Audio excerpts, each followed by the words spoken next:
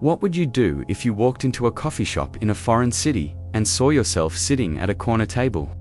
Not someone who looked like you, but literally you, wearing the same clothes, with the same scars, the same birthmarks, even the same nervous habit of tapping your fingers when anxious. This isn't science fiction. This is the documented case of Marcus Holloway, a traveling salesman from Ohio whose life became a nightmare of impossible encounters that would eventually drive Pantoma madness. Between 1947 and 1952, Marcus reported meeting himself in 12 different cities across America. Each encounter followed the exact same pattern. He would approach his doppelganger, they would lock eyes, and then one of them would simply vanish into thin air, leaving behind only the faint smell of ozone and a cold spot in the air where they had been standing. The first incident happened in Chicago on a Tuesday morning in March. Marcus had just finished a sales meeting at the Palmer House Hotel when he decided to grab breakfast at a nearby diner. As he pushed through the glass door, he froze. There, sitting in booth number 7, was Marcus Holloway. Same dark hair with the streak of premature gray above his left temple. Same navy blue suit with the small cigarette burn near the third button. Same silver wedding ring that had belonged to his father. Marcus later described the feeling as watching himself in a mirror, except the reflection was living its own life. The other Marcus was cutting into pancakes, reading a newspaper dated 3 days in the future, completely unaware of being observed. When their eyes finally met across the crowded diner, time seemed to stop. The sounds of conversation faded, the clatter of dishes became muffled, and the air grew thick like honey.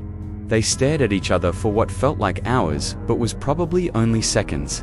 Then, without any warning, the other Marcus simply ceased to exist. One moment he was there, fork halfway to his mouth. The next moment, the booth was empty. The newspaper he'd been reading was gone. The half-eaten pancakes had vanished. Even the coffee stain on the table had disappeared, as if he had never existed at all. Marcus stumbled out of the diner, convinced he was losing his mind. He called his wife Helen from a payphone, his hands shaking so badly he could barely dial the number. She tried to calm him down, suggesting he was overworked, that maybe he should come home early from his sales trip. But Marcus knew what he had seen. He knew it was real. 2 weeks later, it happened again in Detroit. This time, Marcus spotted himself coming out of a barbershop on Woodward Avenue. The other Marcus had just gotten a haircut, the same style. Marcus always requested, trimmed short on the sides with a neat part. As the distance between them closed, Marcus could see every detail of his double's face with terrifying clarity. The small scar on his chin from a childhood accident, the slightly crooked nose broken during a high school football game, even the way his left eye squinted slightly when he was concentrating. When they were about 10 feet apart, both versions of Marcus stopped walking simultaneously, as if controlled by the same invisible force. They stood there on the busy sidewalk while people walked around them, creating a strange pocket of stillness in the urban chaos. And then, just like before, one of them blinked out of existence. This time, it was the other Marcus who vanished, leaving behind only the smell of aftershave and bay rum hanging in the air. The encounters began happening more frequently. Boston, Philadelphia, St. Louis, Kansas City, always the same pattern, always ending with one version disappearing while the other was left traumatized and confused. Marcus started keeping a detailed journal, documenting every sighting with obsessive precision. The time of day, the weather conditions, what both versions were wearing, which one disappeared. He noticed disturbing patterns emerging from his notes.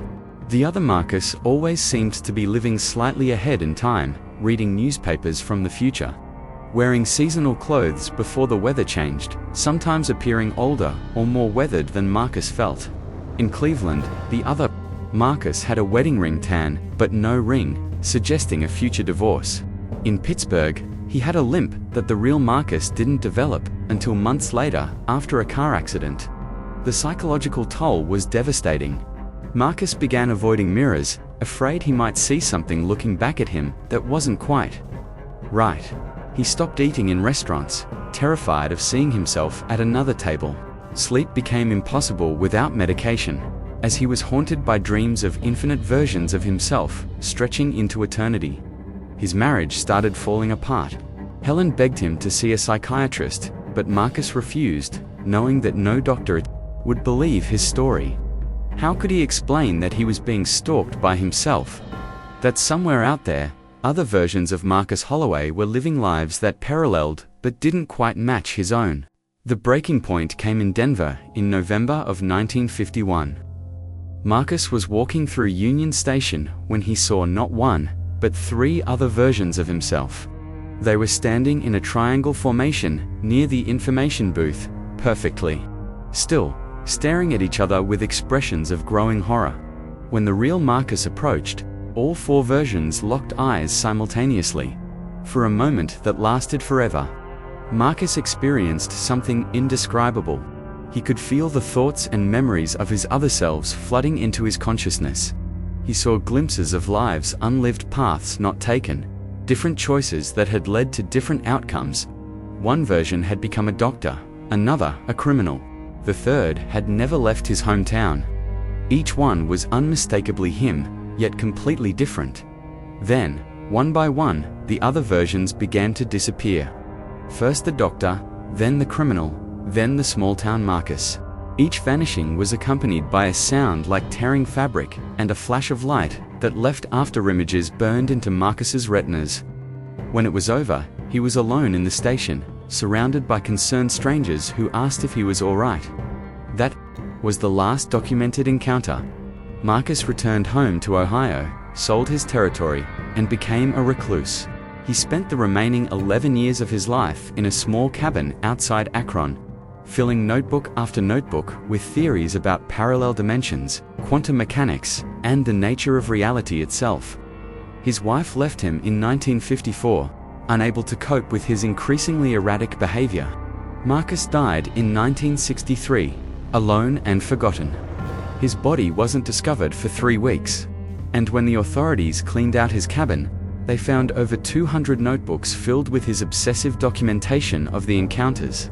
Most of it was dismissed as the ravings of a madman, but some researchers have since suggested that Marcus may have been experiencing a rare phenomenon known as quantum entanglement of consciousness.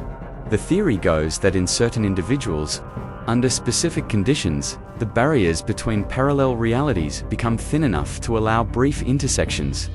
Marcus Holloway may have been one of the few people in recorded history to actually meet alternate versions of himself from neighboring dimensions. Each encounter represented a brief moment when the walls between worlds became permeable, allowing him to glimpse the infinite possibilities of his existence. But here's where the story takes an even darker turn. According to the journal entries found in his cabin, Marcus believed that each time one of his alternate selves disappeared, that version was actually dying. He theorized that the universe could only sustain one version of a person in any given location at any given time. When two versions occupied the same space, reality would choose one to survive and erase the other from existence. This means that Marcus Holloway may have been responsible for the deaths of 11 other versions of himself.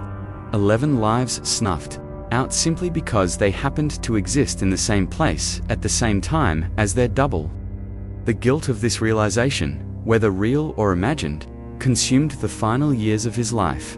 The notebooks reveal his growing paranoia that other versions of himself were actively hunting him, trying to eliminate him so they could claim his reality as their own.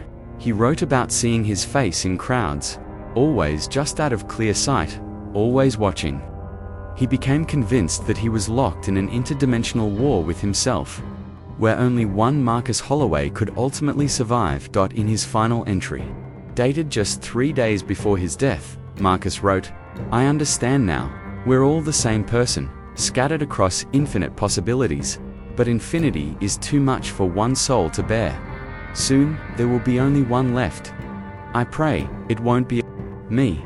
The official cause of death was listed as heart failure, but those who knew Marcus suspected that he simply gave up, worn down by years of existential terror and the weight of impossible knowledge. Some say that on quiet nights, Travelers passing through certain cities across America still report seeing a man in a navy blue suit, standing perfectly still on street corners, staring into the distance as if waiting for someone who looks exactly like him. Whether Marcus Holloway was a madman who constructed an elaborate delusion, or a man who stumbled upon one of the universe's most terrifying secrets, we may never know.